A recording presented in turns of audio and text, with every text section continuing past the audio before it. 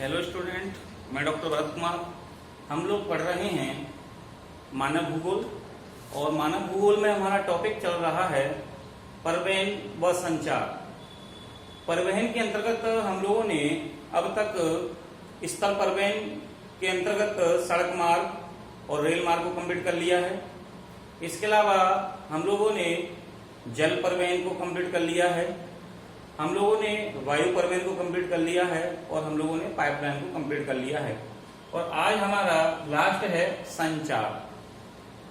जैसे कि मैं आपको बता चुका हूं कि परिवहन का मतलब होता है एक स्थान से दूसरे स्थान तक मानव या व्यक्तियों तथा वस्तुओं को एक स्थान से दूसरे स्थान पर पहुंचाना, जबकि संचार का मतलब होता है विचारों का आदान प्रदान करने की क्रिया। विचारों का आदान प्रदान करने की जो क्रिया होती है उसे हम लोग संचार या नेटवर्क कहते हैं।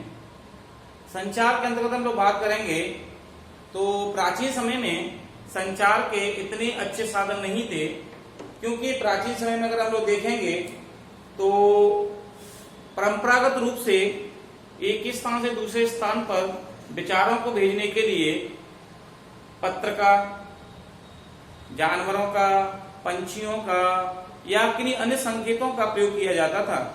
लेकिन जैसे जैसे मानव विकसित होता गया है उसने तकनीकी को भी विकसित कर लिया है और तकनीकी के विकसित होने के साथ साथ वर्तमान समय में जो मानव है वो भी विकसित होता जा रहा है। तो सबसे पहले अगर हम लोग बात करेंगे तो संचार का अर्थ, जैसे मैं आपको बता चुका हूं कि मानव के विचारों को आदान प्रदान करने की जो क्रिया होती है उसे संचार कहते हैं।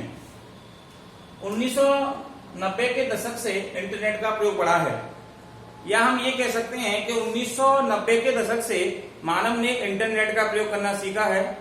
हालांकि उस समय इतनी ज्यादा इंटरनेट का उपयोग करने वाले उपभोक्ता नहीं थे, क्योंकि ये सीमित था। संचार के साधनों की बात करेंगे तो संचार के जो साधन हैं उसको हम लोग दो भागों में बांट देते हैं। एक तो होते हैं व्यक्तिगत साधन, जिसको हम लोग पर्सनल कम्युनिकेशन के साधन कह सकते हैं। एक होते हैं सार्वजनिक। जो व्यक्तिगत होते हैं वो मानव के द्वारा मानव के पर्सनल रूप में प्रयोग में लाए जाते हैं। जैसे दूरभाष कहते हैं टेलीफोन। अगर किसी व्यक्ति घर में टेलीफोन लगा हुआ है तो उसका निजी है। इसी में अगला है मोबाइल व्यक्तिगत रूप में आता है। हर व्यक्ति का एक अपना एक अलग मोबाइल होता है। फैक्स एक फोटोस्टेट मशीन की तरह होता है कि अगर आपको किसी व्यक्ति को अगर कोई आपको लेटर कोई कागज भेजने हैं तो हम उस व्यक्ति को फैक्स कर देते हैं। ईमेल, अलग अलग ईमेल अकाउंट होते हैं। Facebook, social media, Facebook, Twitter, WhatsApp, ये सारे के सारे व्यक्तिगत संचार के साधन हैं। अब हम लोग बात करेंगे सार्वजनिक साधनों के रूप में।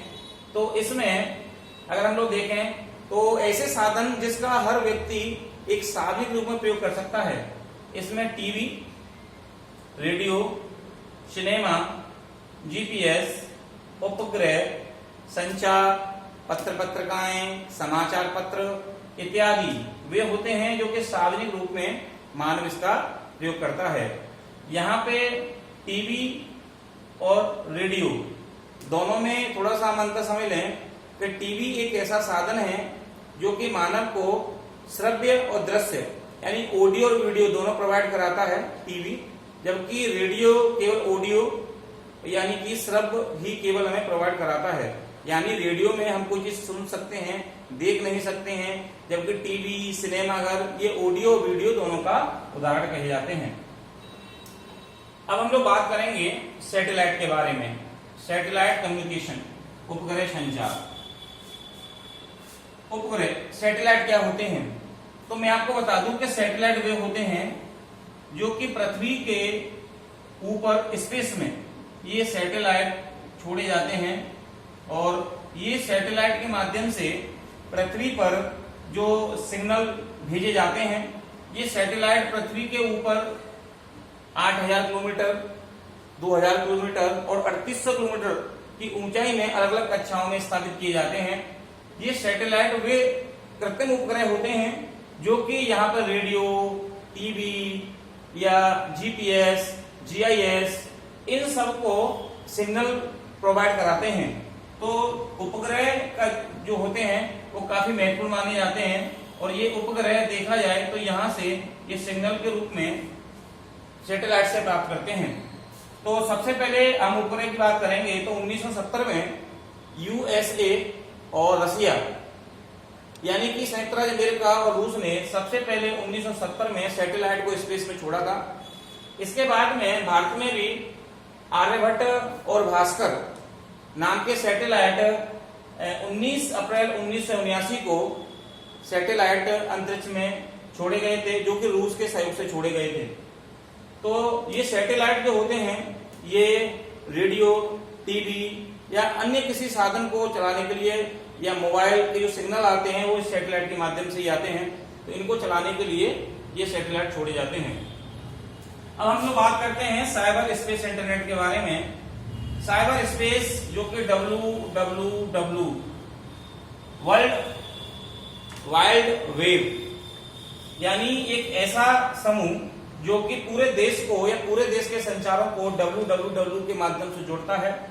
और साइबर स्पेस इंटरनेट वर्तमान समय में देखेंगे तो फाइबर जो ऑप्टिकल जो तार होते हैं उसके माध्यम से पूरी दुनिया को जोड़ता है। ये फाइबर ऑप्टिकल तार धरातल का समुद्रों में होकर के भी एक महाद्वीप से दूसरे महाद्वीप को जोड़ते हैं। साइबर की अगर हम लोग बात करेंगे इंटरनेट की तो 1995 में 5 करोड़ उपभोक्ता थे इंटरनेट के। सन 2000 में बढ़कर के 40 करोड़ उपभोक्ता हो गए इंटरनेट के। 2005 में 100 करोड़ उपभोक्ता और 2016 में 336 करोड़ उपभोक्ता और 2020 की बात करेंगे तो लगभग 400 करोड़ से भी ज्यादा उपभोक्ता इंटरनेट साइबर के पाए जाते हैं या इंटरनेट का उपयोग करते हैं। अगर हम लोग महाद्वीपों को देखेंगे तो यूरोप महाद्वीप में सर्वाधिक इंटरनेट का उपयोग करने वाले व्यक्ति रहते हैं।